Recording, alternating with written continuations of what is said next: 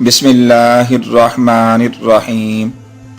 السلام علیکم ورحمۃ اللہ وبرکاتہ۔ آن لائن ٹیچر کی جانب سے خوش آمدید۔ عشق نبی کا سچا واقعہ۔ بصرہ میں ایک عابد زاہد شیخ اسماعیل رہا کرتا تھا جو نہایت ہی غریب انسان تھا۔ اس کی 3 بیٹیاں تھیں۔ چوتھی بیٹی کی پیدائش کے دنوں میں اس کی غربت کا یہ حال تھا کہ اس کے گھر میں چراغ تک نہ تھا، اور جب ڈلیوری کو 1-2 دن باقی تھے تو اس کی بیوی کی طبیعت بہت خراب ہو رہی تھی۔ بیوی نے آپ کو کہا کہ اپنے پڑوسی سے کچھ ادھار لے لو، کم سے کم رات کے اندھیرے سے بچنے کے لیے ایک چراغ ہی خرید لیں۔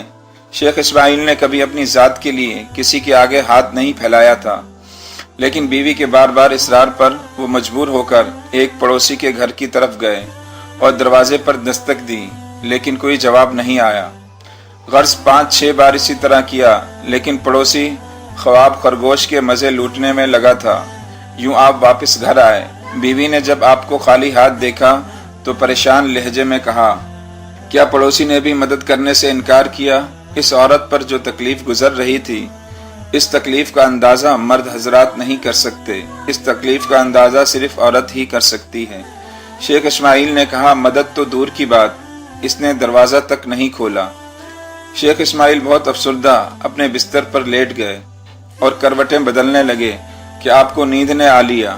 شیخ اسماعیل نے آپ صلی اللہ علیہ وسلم کو خواب میں دیکھا، جو شیخ اسماعیل کو فرما رہے تھے، اے شیخ اسماعیل، اپنی بے سر و سامانی کی فکر نہ کر، تیری پیدا ہونے والی بچی بہت بڑی عالمہ عارفہ ہوگی۔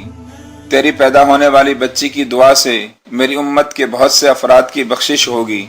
شیخ اسماعیل، تم پر لازم ہے کہ حاکم بصرہ عیسیٰ زروان کے پاس جاؤ اور اس سے کہہ دو کہ مجھ پر ہر رات 100 بار اور جمعہ میں 400 مرتبہ درود شریف بھیجتا ہے، مگر گزشتہ جمعے کی رات اس نے میری بارگاہ میں درود کا تحفہ نہیں بھیجا، اس لیے اسے چاہیے کہ کفارہ ادا کرنے کے طور پر میرے قاصد کو 400 دینار ادا کرے۔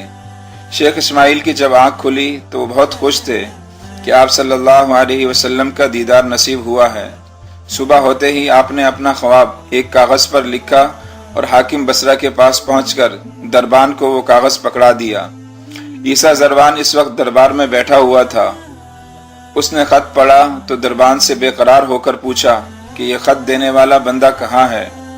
اس نے کہا کہ باہر دروازے پر کھڑا ہے۔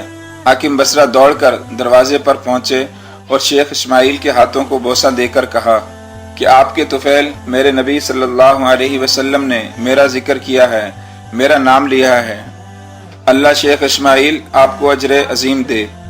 یہ کہہ کر حاکم بصرہ نے شیخ اسماعیل کو 400 دینار ادا کیے، اور اس خوشی میں کہ سرکار پاک صلی اللہ علیہ وسلم نے میرا نام لیا ہے، 10,000 دینار لوگوں میں تقسیم کیے۔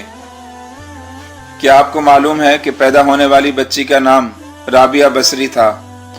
آپ اس گھر میں 97 ہجری میں پیدا ہوئی۔ اپنے والدین کی چوتھی اولاد ہونے کے ناطے آپ کا نام رابعہ بصری رکھا گیا۔ بحوالہ گلدستہ اولیاء۔